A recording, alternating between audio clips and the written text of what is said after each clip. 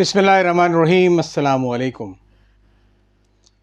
कभी भी रेत में सर देने से तूफ़ान टला नहीं करते हैं। अगर कोई मुसीबत आने वाली होती है तो उसका इदराक करना चाहिए, इस हकीकत को तस्लीम करना चाहिए और कोशिश ये करनी चाहिए कि उसको बेहतर किस तरीके से निपटा जा सकता है। मैं इनकलाब की चाप सुन रहा हूँ। मुझे नज़र आ रहा है कि बहुत करीब, बहुत जल्द इस मुल्क में एक इनकलाब आने वाला है।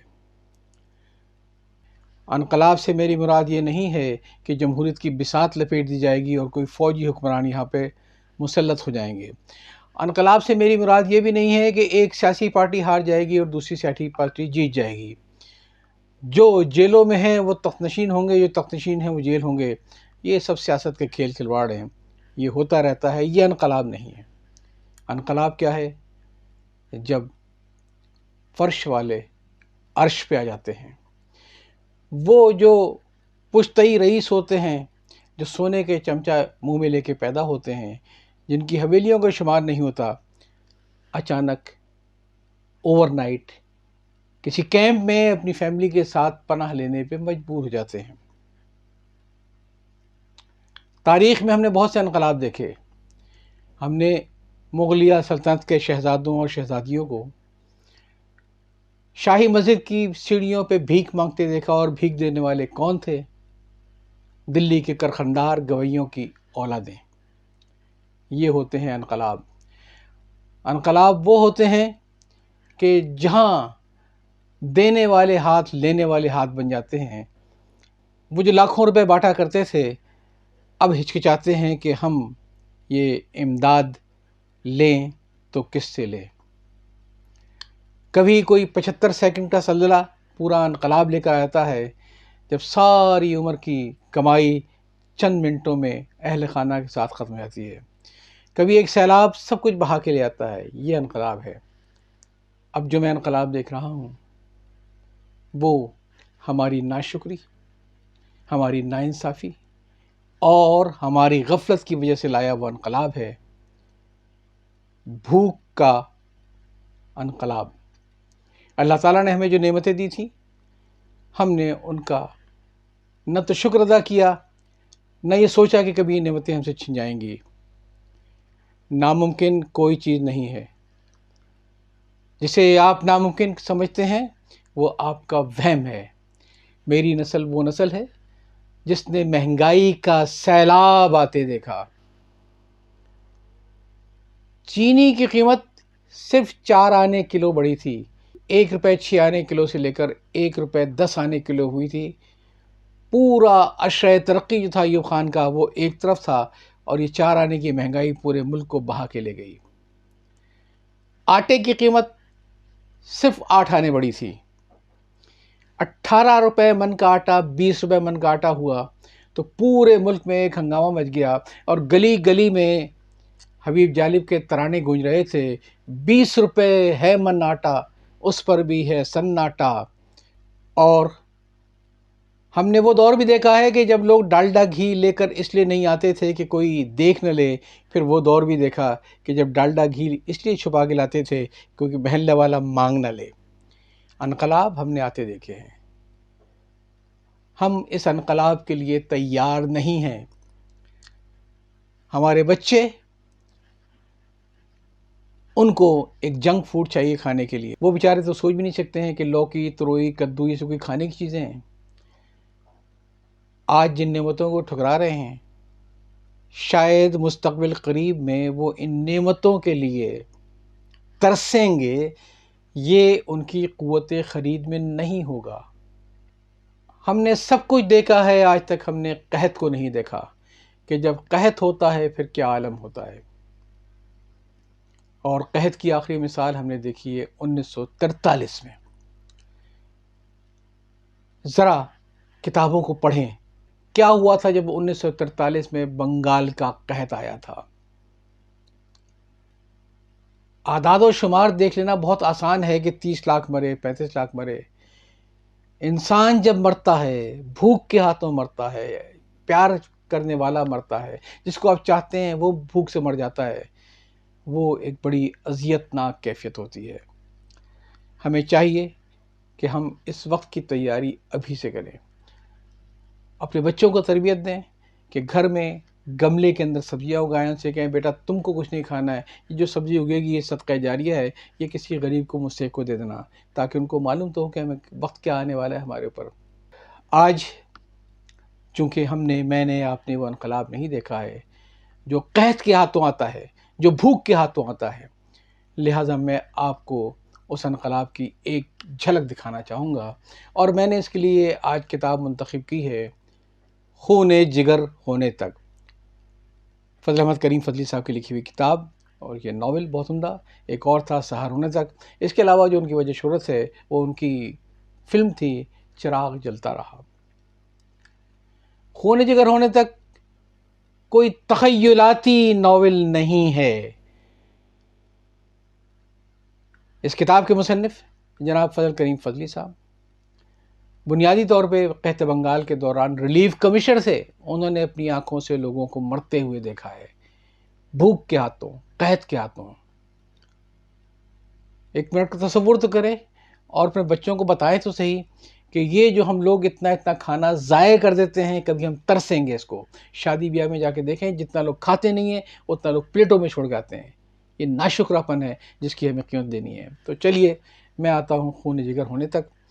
اس کا پہلا ایڈیشن شائع ہوا تھا 1957 میں، اور یہ چند کتابوں میں سے ایک ہے جو پہلے برطانیہ میں چھپی تھی، پھر پاکستان میں آ کے بیٹھی گئی، اور اس کا بھی آخری ایڈیشن میرے لنکے تک جناب راشد اشرف صاحب نے شائع کیا ہے، روشن کتابوں کے تحت، زندہ کتابوں کے تحت، اور ان کی فیملی سے ہاتھ لے کے، اور یہ ان کا بڑا کارنامہ ہے جو اس نے کلاسیکل کتاب کو وہ لے کر آ گئے۔ قیمت اس کی قدر زیادہ ہے، 1500 روپے ہے، میں سمجھ سکتا ہوں، لیکن یہ کتاب پڑھنے سے تعلق رکھتی ہے۔ یہ ہمیں مستقبل کی ایک جھلک دکھاتی ہے کہ جب قومیں ناشکری ہو جائیں اور جب وہ اللہ کے دی ہوئی چیزوں کا شکر ادا نہ کریں تو پھر قحط کیسے جگڑتا ہے۔ میں اس کے صرف 2 حصے آپ کو سناؤں گا، اور باقی میں آپ سے کہوں گا کہ آپ خون جگر ہونے تک لے کر ضرور پڑھیے۔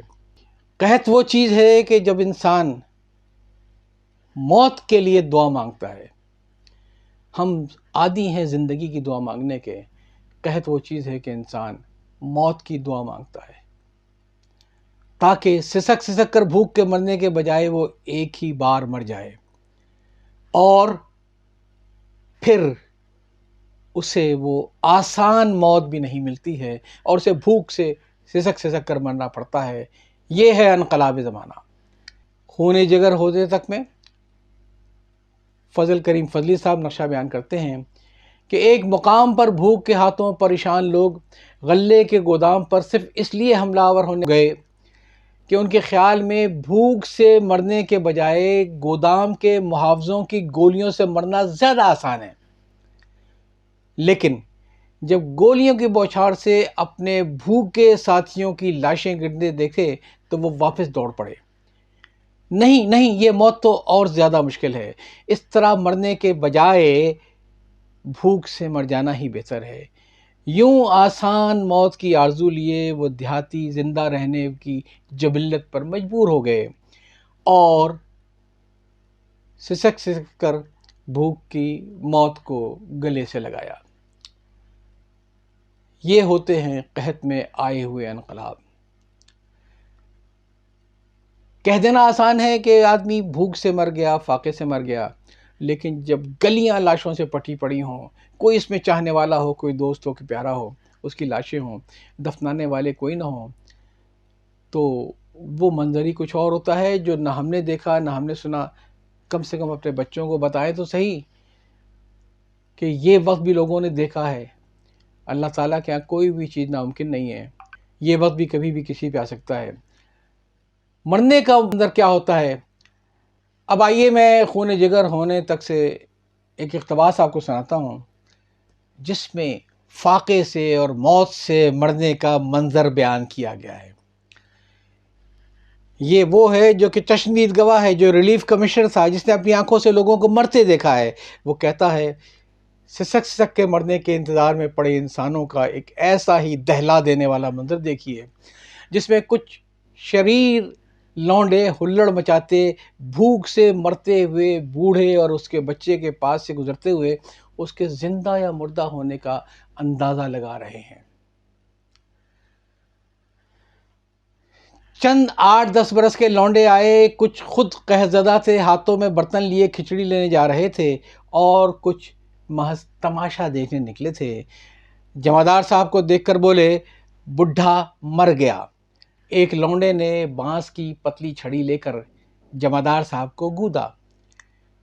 پھول محمد، جو اس کا جمعدار کا بیٹا تھا، پھول محمد کے کچھ ہونٹ ہلے جیسے کہہ رہا ہو، کیا کر رہے ہو، جانتے نہیں چاچا ہے جمعدار صاحب۔ ایک لونڈا پاس بیٹھ کے جمعدار صاحب کی کھلی آنکھوں میں تنکا گھسیڑنے لگا۔ جمعدار صاحب کی پلک ذرا جھپکی، کچھ قطرے ٹپک گئے۔ لونڈا چلایا، ارے بڈھا ابھی تک مرا نہیں ہے۔ دوسرے نے کہا، نہیں مر گیا۔ پہلا بولا، نہیں مرا، یہ دیکھو نا۔ دوسرے نے بھی آنکھ میں تنکا گھسیڑا، پلکیں ہلیں، قطرے ٹپکے۔ پہلے لونڈے نے تالی بجائی، دیکھا کہیں بڈھا مرا ہے، ہم کہتے تھے نا۔ ایک لونڈے کی آواز آئی، ارے یہ دیکھو لونڈا کیا بیٹھا ہے پیڑ میں ٹیک لگائے، کچھ بولتا ہی نہیں، بس دیکھے جا رہا ہے۔ کچھ لونڈے ادھر گئے۔ لونڈوں کی رائے ہوئی کہ پھول محمد کے ہاتھ پاؤں پکڑ کر ڈولی ڈولی کھیلے۔ ہاتھ پاؤں پکڑنے ہی کو تھے کہ لانچ کے چنگھاڑنے کی آواز آئی۔ لونڈے ناچ ناچ، موجید صاحب زندہ باد کے نعرے لگاتے ہوئے لانچ کی طرف دوڑے۔ پھول محمد کے ہونٹ ہلے جیسے وہ بھی ناچ ناچ کہہ رہا ہو۔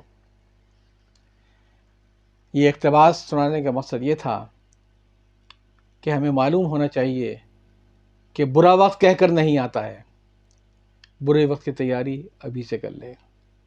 کتابیں پڑھیے ماضی سے سبق سیکھنے کے لیے، مستقبل کی منصوبہ بندی کرنے کے لیے۔